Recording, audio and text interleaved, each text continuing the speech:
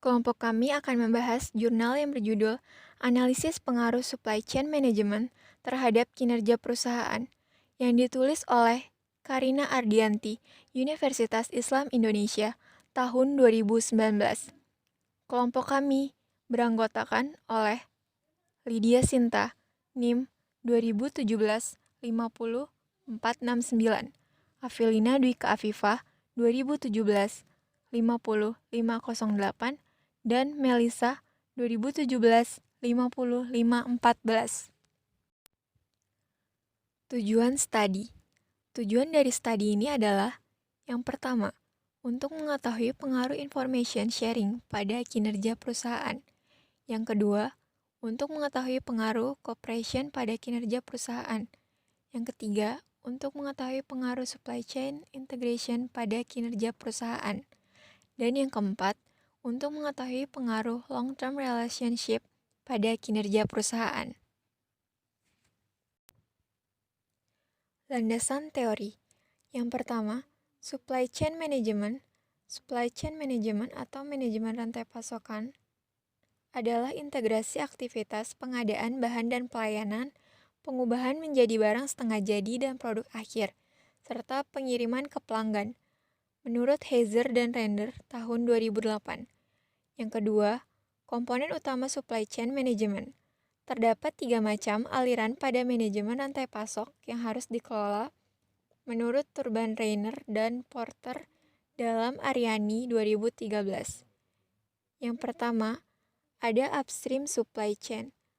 Bagian upstream atau hulu rantai pasok meliputi aktivitas dari suatu perusahaan manufacturing dengan para penyalurnya, yang mana dapat berupa manufacturer, assemblers, atau kedua-duanya, dan koneksi mereka kepada para penyalur mereka, atau para penyalur second tier. Di dalam upstream supply chain, aktivitas yang utama adalah pengadaan. Yang kedua, rantai pasok internal, meliputi semua proses pemasukan barang ke gudang yang digunakan dalam mentransformasi masukan dari para penyalur ke dalam keluaran organisasi. Di dalam rantai pasokan internal, perhatian yang utama adalah manajemen produksi, pabrikasi, dan pengendalian persediaan. Yang ketiga, downstream supply chain. Downstream atau hilir supply chain meliputi semua aktivitas yang melibatkan pengiriman produk pada pelanggan akhir. Yang ketiga, information sharing. Informasi digunakan sebagai dasar dalam mengambil keputusan yang harus diperoleh pada saat yang tepat, secara cepat, dan memiliki kualitas yang baik, menurut Aryani 2013. Yang keempat, cooperation. Indrajit dan Joko Parnoto tahun 2002 mengatakan dalam supply chain yang optimal dapat melakukan kerjasama karena dengan adanya kerjasama yang baik di antara organisasi maupun perusahaan yang berada pada jaringan supply chain management, memerlukan sistem informasi yang lancar, akurat, serta memerlukan kepercayaan antara peserta pengadaan barang dan jasa. Yang kelima, supply chain integration. Suatu integrasi harus dapat dicapai bagi organisasi atau perusahaan yang berada pada jaringan manajemen rantai pasokan.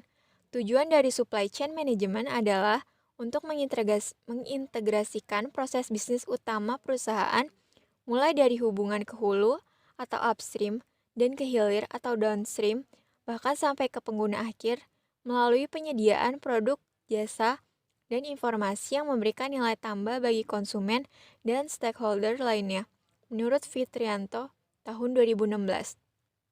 Yang keenam, long-term relationship.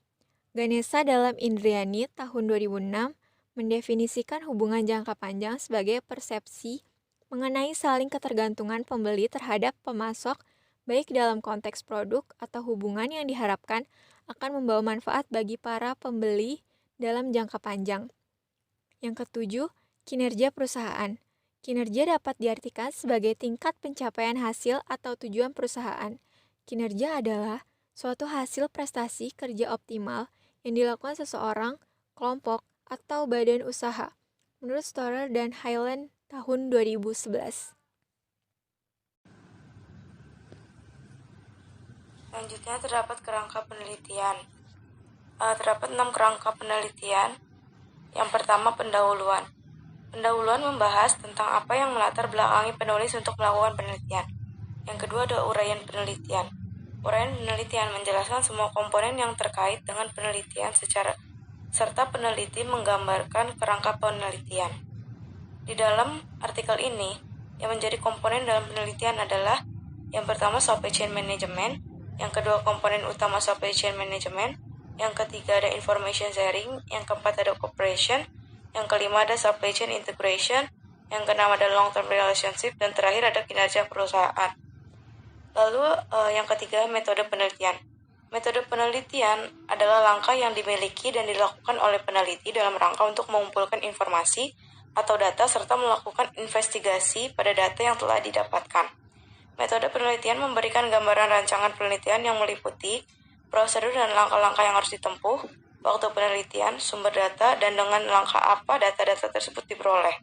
Selanjutnya, data diolah dan dianalisis. Lalu, di dalam kerangka penelitian yang keempat ada hasil penelitian dan pembahasan.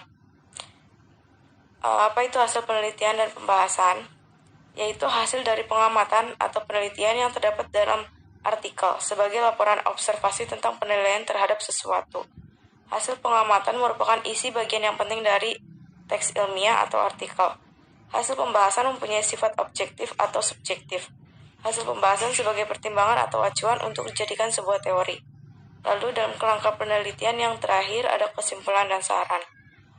Peneliti memberikan kesimpulan dari hasil penelitian dan saran apa yang mendukung dari penelitian tersebut. Hipotesis yang digunakan dalam artikel ini yang pertama, peneliti menguji secara bersama-sama variabel-variabel yang terikat. Hipotesisnya H0-nya variabel-variabel bebas yaitu information sharing, cooperation, supply chain integration, long-term relationship tidak mempunyai pengaruh yang signifikan secara bersama-sama terhadap variabel terikatnya yaitu kinerja perusahaan. Lalu H1-nya variabel-variabel bebas yaitu information sharing, cooperation, supply chain integration, long-term relationship mempunyai pengaruh yang signifikan secara bersama-sama terhadap variabel terikatnya yaitu kinerja perusahaan. Lalu peneliti melakukan uji secara parsial di mana variabel diuji secara satu persatu. H0-nya variabel-variabel bebas yaitu information sharing, cooperation, supply chain integration, long-term relationship tidak mempunyai pengaruh yang signifikan secara parsial terhadap variabel terikatnya, yaitu kinerja perusahaan. Dan H2-nya variabel-variabel bebas yaitu information sharing, cooperation, supply chain integration, long-term relationship mempunyai pengaruh yang signifikan secara parsial terhadap variabel terikatnya yaitu kinerja perusahaan. Lalu populasi dan sampel. Populasi dalam penelitian ini adalah UKM Bakpia yang berada di Yogyakarta. Dan sampelnya adalah sebanyak 80 orang dari populasi dihitung berdasarkan sampel random sampling. Metode analisis data dibagi menjadi dua, yaitu analisis data deskriptif dan analisis data kuantitatif. Analisis deskriptif adalah statistik yang digunakan untuk menganalisa data dengan cara mendeskripsikan atau menggambarkan data yang telah terkumpul sebagaimana adanya tanpa bermaksud membuat kesimpulan yang berlaku untuk umum atau generalisasi. Analisis data kuantitatif. Pada penelitian ini menggunakan jenis data dari data primer yang diperoleh dari UKM Bakpia yang diperoleh dengan menggunakan teknik kuesioner dan dilakukan penilaian dengan menggunakan skala Likert. Metode yang digunakan pada penelitian ini ada 3, yaitu analisis regresi berganda, uji hipotesis kuantitatif, dan uji asumsi klasik. Analisis regresi berganda digunakan untuk mengukur kekuatan hubungan antara dua variabel atau lebih, juga menunjukkan arah hubungan antara variabel dependen dengan variabel independen. Uji hipotesis dibagi menjadi 2, yaitu uji statistik F dan uji statistik T. Uji F digunakan untuk mengetahui tingkat signifikansi pengaruh variabel-variabel independen secara bersama-sama atau simultan terhadap variabel dependennya. Hipotesis yang digunakan dalam penelitian ini yaitu HO, variabel-variabel bebas, yaitu information sharing, cooperation, supply chain integration, long-term relationship, tidak mempunyai pengaruh yang signifikan secara bersama-sama terhadap variabel terikatnya, yaitu kinerja perusahaan. H1, variabel-variabel bebas, yaitu information sharing, cooperation, supply chain integration, dan long-term relationship mempunyai pengaruh yang signifikan secara bersama-sama terhadap variabel terikatnya, yaitu kinerja perusahaan. H0, variabel-variabel bebas, yaitu information sharing, cooperation, supply chain integration, dan long-term relationship tidak mempunyai pengaruh yang signifikan secara parsial terhadap variabel terikatnya, yaitu kinerja perusahaan. H2, variabel-variabel bebas, yaitu information sharing, cooperation, supply chain integration, dan long-term relationship mempunyai pengaruh yang signifikan secara parsial terhadap variabel terikatnya, yaitu kinerja perusahaan. Selanjutnya ada uji T, digunakan untuk menguji signifikansi hubungan antara variabel X dan Y. Apakah variabel X1, X2, X3, dan X4, yaitu information sharing, cooperation, supply chain integration, dan long-term relationship, benar-benar berpengaruh terhadap variabel Y, yaitu kinerja perusahaan secara terpisah atau parsial. Uji asumsi klasik dibagi menjadi dua, yaitu uji normalitas dan uji multikolinearitas. Uji normalitas di sini bertujuan untuk menguji apakah data yang akan digunakan dalam model regresi berdistribusi normal atau tidak. Sedangkan uji multikolinearitas memiliki tujuan untuk menguji apakah model regresi ditemukan adanya korelasi antar variabel bebas. Model regresi yang baik seharusnya tidak terjadi korelasi di antara variabel bebas. Hasil studi berdasarkan metode analisis data yang digunakan. Berdasarkan tabel di atas, diketahui bahwa mayoritas responden berjenis kelamin perempuan sebanyak 44 orang atau 55%, sedangkan pria sebanyak 36 orang atau 45%. Usia responden mayoritas 21 hingga 30 tahun, sebanyak 54 orang atau 67,5%. Sedangkan pada usia 31 hingga 40 tahun, sebanyak 26 orang atau 32,5%. Selain itu, karakteristik responden berdasarkan pendidikan terakhir, pendidikan SMA atau sederajat sebanyak 37 orang atau 46,3%. Pendidikan terakhir D1 sampai D3 sebanyak 12 orang atau 15%. Sedangkan pendidikan terakhir sarjana sebanyak 31 atau 38,8%. Hasil analisis variabel independen. Variabel independen pada penelitian ini adalah supply chain management, yang terdiri dari 4 dimensi, yaitu information sharing, cooperation, supply chain integration, dan long-term relationship. Berdasarkan hasil analisis deskriptif, responden menilai variabel information sharing. Hasil analisis variabel dependent. Variabel dependent pada penelitian ini adalah kinerja perusahaan.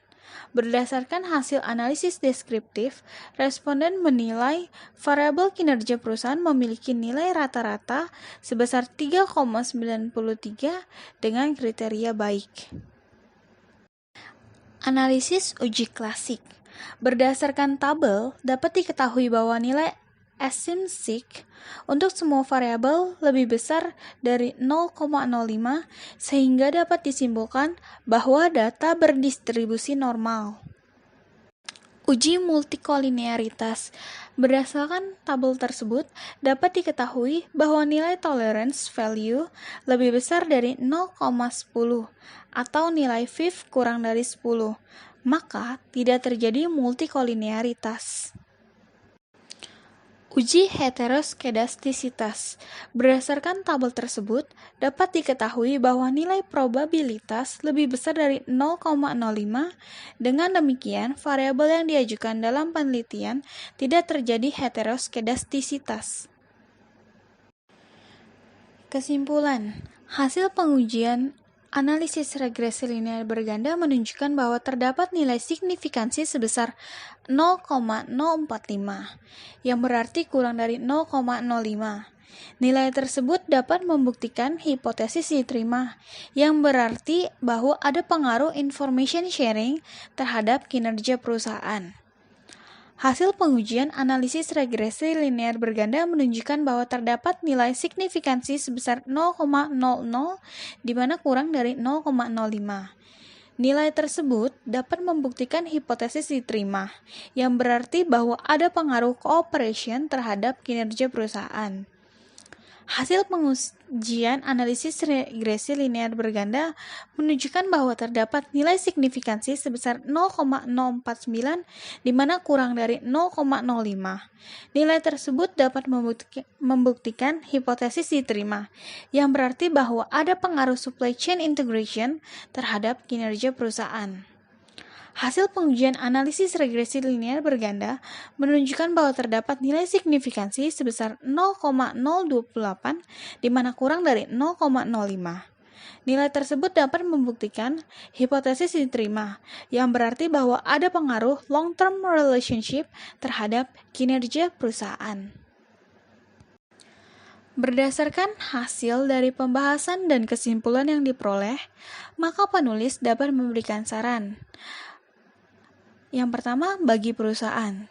Dengan adanya penelitian ini, dapat memberikan informasi kepada UKM Bakpia di Yogyakarta tentang pentingnya manajemen rantai pasokan dalam meningkatkan kinerja perusahaan, sehingga penting bagi UKM untuk lebih memperhatikan dimensi-dimensi manajemen, yaitu information sharing, cooperation, supply chain integration, dan long-term relationship agar dapat menciptakan produk yang unggul dan memenuhi kebutuhan konsumen sehingga dapat berpengaruh terhadap kinerja perusahaan. Yang kedua, untuk peneliti selanjutnya, bagi penelitian mendatang yang akan meneliti mengenai supply chain management, model ini dapat dikembangkan dengan variabel-variabel independen lain yang mungkin memiliki pengaruh terhadap variabel kinerja bisnis perusahaan. Maka, bagi penelitian mendatang dapat memperluas sampel dan dalam penelitian dengan berbagai jenis perusahaan yang dapat dijadikan sampel. Bagi penelitian mendatang dapat mengganti objek pada perusahaan, dan juga untuk penelitian mendatang dapat memperbaiki kekurangan-kekurangan dari penelitian yang dilakukan pada saat ini.